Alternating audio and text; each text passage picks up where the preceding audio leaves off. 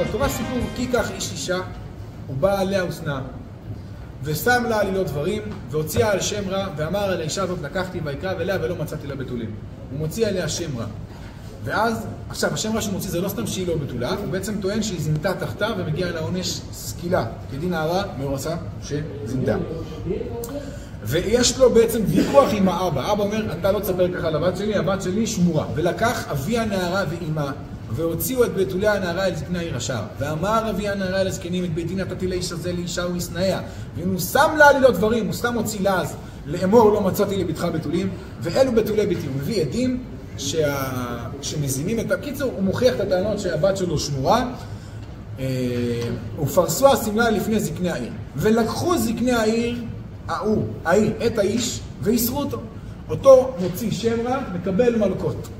חוץ מזה, ואנשו אותו 100 כסף. שזה דבר מדהים ופלאי, וכל התורה כולה אנחנו יודעים את הכלל של כאילו לבדרה במיני. אתה מעניש בן אדם בעונש אחד, או ממון או מלכות, ופה הוא גם לוקח וגם משלם, ואנשו אותו 100 כסף, ש100 כסף, צריך להבין רגע, אונס נערה משלם 50 כסף, מוציא שם רע משלם 100 כסף. למה? ומלכות. פי 2. כי זה אשתך, בגעת באמון. זאת אומרת, קודם כל עשית פשע נפשע, כשאנסת נערה אתה משלם 50, זה סכום די לא מבוטל. אבל כשאתה עושה את זה לאשתך, כאילו תבינו כמה התורה מעריכה יחסים של תשמע, התחייבות. מה שנקרא, יש פה אמון שנפגע. על כל פנים, ואנשו אותו מהכסף כי יוציא שם רע על בתולת ישראל, ואז הוא נענש עוד עונש, ולא תהיה לאישה, לא יוכל לשלחה כל ימיו. אם היא רוצה, ואבא שלה מאשר, הוא לא יכול לגרש אותה כל חייו. ואם הוא מגרש אותה, הוא מבטל, הוא עובר עליו. איתי? מצוין. ואם באמת היה הדבר הזה, לא נמצאו בתולים לנערה, באמת מדובר בבן אדם שלא הוציא, לא שונא אותה, ופשוט הוא רוצה להקים בית בקדושה ובטהרה, וזה לא מה שקרה. והוציאו את הנערה על פתח בית אביה, וסקלוה אנשי העירה באבנים, ומתה כי עשתה נבלה בישראל, לזנות בית אביה וביערתה נערה מקרבך. אז סוגלים אותה. עכשיו אני רוצה להתחיל.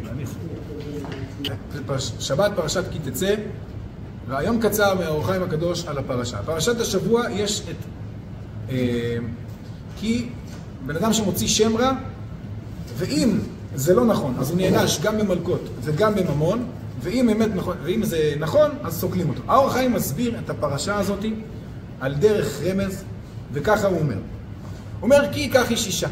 יהודי שלוקח אישה, את התורה בעצם. הוא בא אליה, הוא שנאה. וכשהוא לומד תורה, הוא לא רואה מה שנקרא, פירוש שאין ליבם חפץ לתת לה עונתה כמשפט. הוא לא לומד מספיק במשך היום.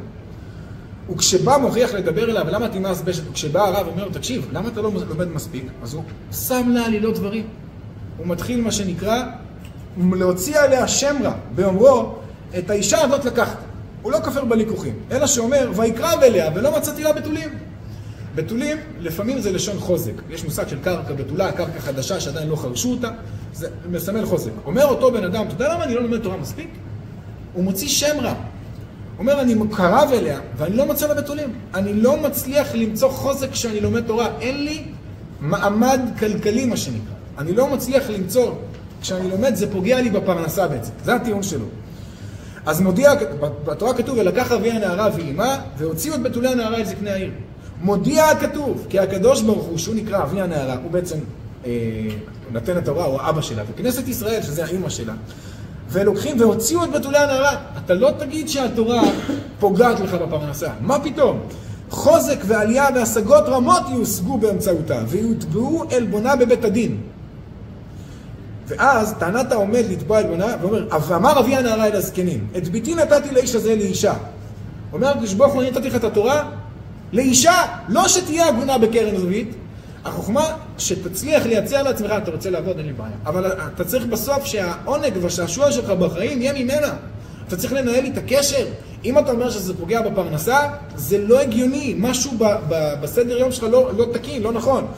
כי את ביתי נתתי לאיש הזה לאישה, לא נתתי על ההגנה בקרן זווית, אלא להתנהג עמה במנהג אישה.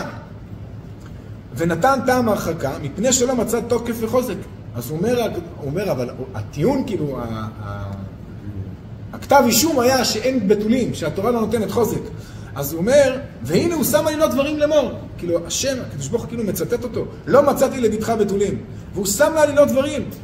ושימו לב, התורה אומרת, והנה הוא, אין זה אמת, הוא לא מוצא לביתי בתולים. זאת אומרת, הבעיה, משהו איתו, בקשר, הוא לא הצליח לפתח קשר נכון.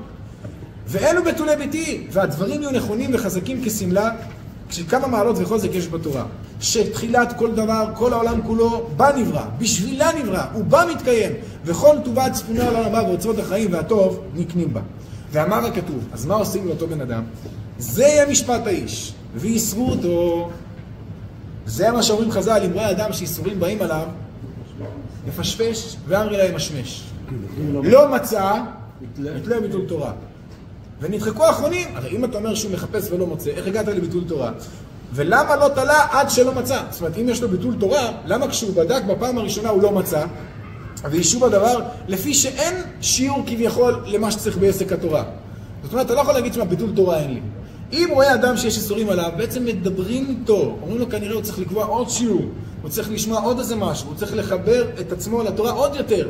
מה שנקרא, אשתו קוראת לו, ואיסרו אותו. מי שמוציא, כביכול לעז על התורה, ואיסרו אותו, זה האיסורים. ואז הוא נענש. ואנשו אותו 100 כסף. מה זה 100 כסף לפי האור החיים הקדוש?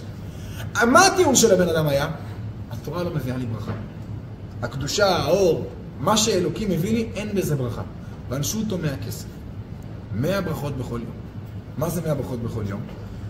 ואתה ישראל, מה השם אלוקיך שואל ממך, אל תקרא 100 אלא 100. ופסוק זה הוא בבעל תשובה. שנאמר, ואתה ישראל, ואתה זה לשון תשובה. מה השם אלוקיך?